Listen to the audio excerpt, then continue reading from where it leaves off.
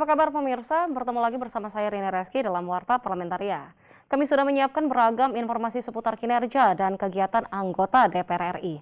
Inilah Warta Parlamentaria selengkapnya.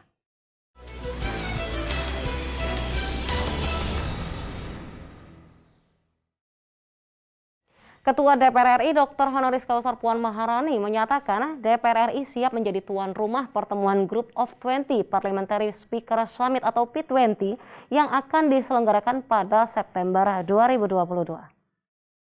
Dalam sambutan saat menghadiri 7P20 di Roma, Italia, Puan Maharani menjelaskan, dengan dipilihnya Indonesia menjadi presidensi G20 akan menjadi tuan rumah KTT G20 sekaligus pertemuan P20. Berdasarkan tema G20 di Indonesia, Recover Together, Recover Stronger, P20 akan mengangkat tema peran parlemen dalam mendorong pertumbuhan yang lebih kuat dan masyarakat yang sehat.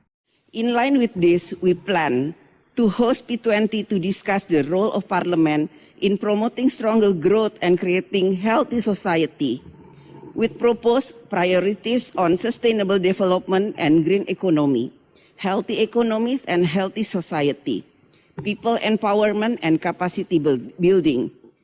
Ketua DPR RI Puan Maharani berharap P20 akan memperkuat kontribusi parlemen negara G20 pada pemulihan pandemi. Indonesia juga akan menekankan pentingnya kemitraan dan inklusivitas selama presidensi G20. Puan juga mengundang para pemimpin parlemen negara G20 menghadiri P20 tahun 2022. I wish to extend my invitation to all P20 members to attend our meeting next year in Indonesia. I count on you support the smooth convening of Indonesia G20 presidency.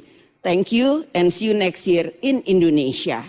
Tim Liputan TVR Parlemen melaporkan. Terkait target energi baru dan terbarukan bauran pada tahun 2025 sebesar 23% dan 31% pada tahun 2050, sesuai kesepakatan Paris atau COP21 dibutuhkan regulasi berupa undang-undang energi baru dan terbarukan yang komprehensif. Ditemui usai pertemuan dengan Wakil Gubernur Sumatera Selatan, beserta jajaran Forkopimda, PT PLN, dan akademisi Universitas Sriwijaya Palembang dalam rangka sosialisasi dan menjaring masukan terkait prolegnas prioritas tahun 2022 di kantor Gubernur Sumatera Selatan baru-baru ini. Anggota Badan Legislasi DPR RI Rizky Aprilia mengatakan, untuk mendukung Paris Agreement COP21 diperlukan transisi energi primer yang berasal dari fosil menjadi energi ramah lingkungan, yakni menggunakan energi baru terbarukan.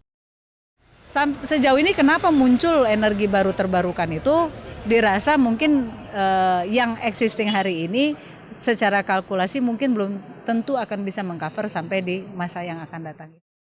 Rizky Aprilia menambahkan, Undang-Undang EBT tidak boleh bertentangan dengan Undang-Undang Dasar 1945 dan Undang-Undang Pokok Agraria, mengingat sumber energi baru dan terbarukan akan terkait dengan persoalan tanah dan lahan.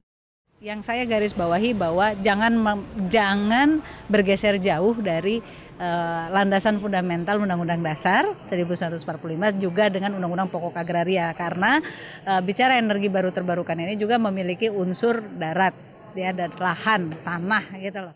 Dari Palembang, Sumatera Selatan, Syahroni TVR Parlemen melaporkan. Tim pengawas pekerja migran Indonesia DPR RI meminta pemerintah mempertegas pembagian kewenangan anggaran pemerintah pusat dan daerah terkait mekanisme kepulangan pekerja migran Indonesia dari luar negeri. Tim WAS PMI juga mengusulkan adanya entry point tambahan agar jarak tempuh PMI ke daerah asal bisa lebih dekat. Ditemui dalam kegiatan FGD Tim WAS PMI di Sentul, Jawa Barat, baru-baru ini, anggota Tim WAS PMI DPR RI Fadoli meminta pemerintah mempersiapkan secara cermat proses kepulangan PMI pada bulan Oktober, mengingat kepulangan massal dilakukan di tengah pandemi COVID-19 sehingga membutuhkan penerapan protokol COVID yang ketat. Dari sinilah kami memohon agar semua bisa bekerja sama dan bisa menangani ini dengan baik agar warga kita, terutama PMI ini, bisa pulang sampai tempat asal semula. Anggota Tim WAS PMI DPR RI Nihayatul Wafiroh mengungkapkan, harus ada aturan jelas terkait pembagian anggaran pemerintah pusat dan daerah. Untuk persiapan sarana, prasarana, kedatangan, dan karantina, Nihayatul Wafiro mendorong penutupan jalur masuk ilegal dan mengubahnya menjadi jalur masuk resmi. Dengan adanya penambahan entry point tidak akan ada penumpukan PMI, itu yang pertama. Yang kedua, transfernya dari tempat kedatangan sampai ke daerah asal itu tidak membutuhkan waktu yang panjang dan tidak membutuhkan biaya yang cukup banyak ya, karena tempatnya nggak terlalu jauh. Dari Sentul, Jawa Barat, Iqbal Subarsah, TVR Parlemen melaporkan. Jangan kemana-mana pemirsa, karena kami masih memiliki banyak informasi lain dalam Warta Parlamentaria. Di antaranya datang dari Komisi 2 DPR RI terkait penyalahgunaan dana desa harus dicegah. Setelah jeda berikut ini.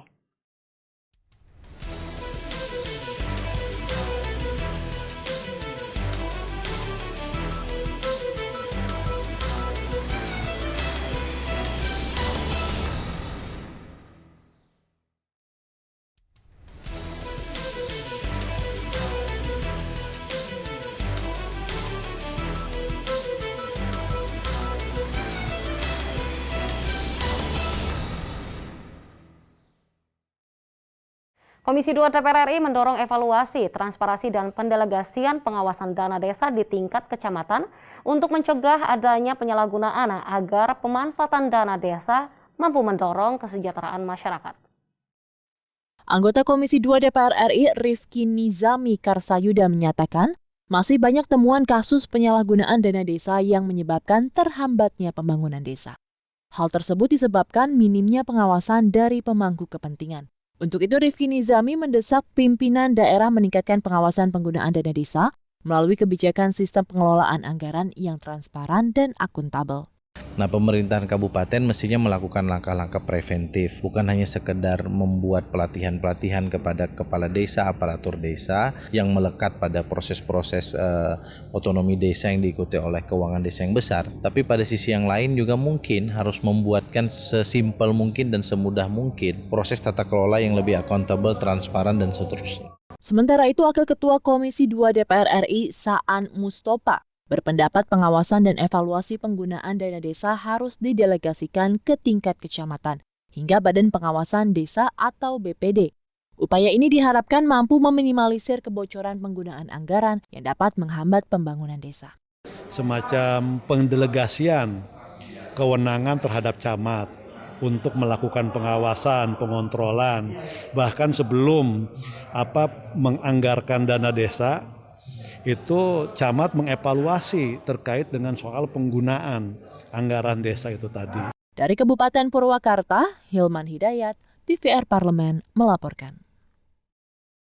Komisi 11 DPR RI mendorong Lembaga Manajemen Aset Negara atau LMAN dan Kementerian Keuangan melakukan evaluasi penyelesaian masalah pembebasan lahan dalam pelaksanaan proyek strategis nasional atau PSN.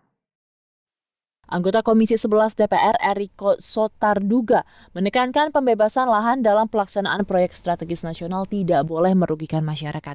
Pemerintah melalui LMAN dan Kementerian Keuangan harus memenuhi hak-hak masyarakat terdampak pelaksanaan proyek strategis nasional. Oleh karena itu, Eriko meminta pemerintah melakukan evaluasi permasalahan pembebasan lahan serta mendorong efektivitas pemanfaatan penyertaan modal negara dalam setiap pembangunan proyek strategis nasional.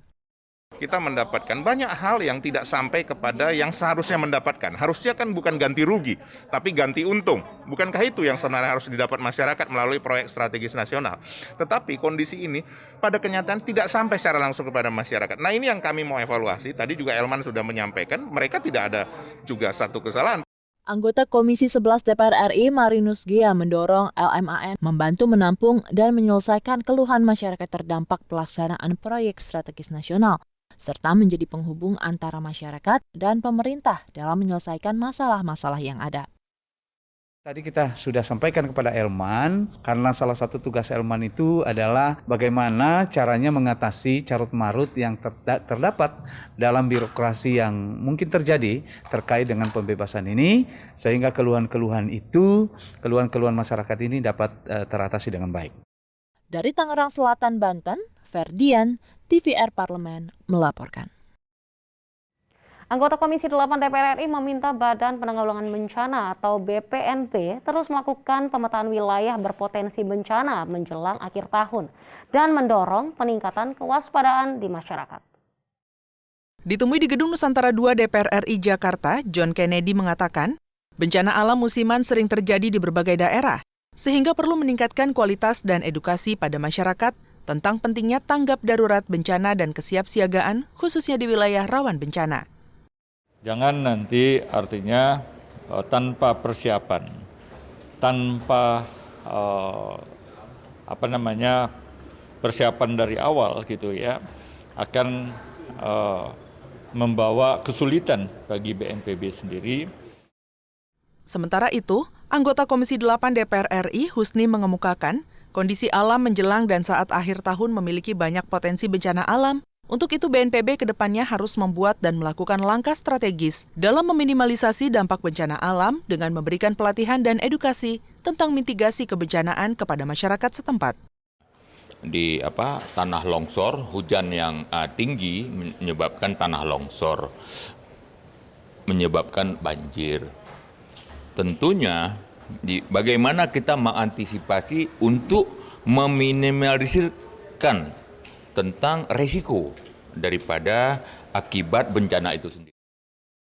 Bencana alam yang sering terjadi di Indonesia pada akhir tahun adalah bencana hidrometeorologi, seperti banjir, tanah longsor, dan puting beliung. Ajib dan Bani, TVR Parlemen melaporkan. Pemirsa, kami masih memiliki banyak informasi lain dalam Warta Parlamentaria. Tetaplah bersama kami.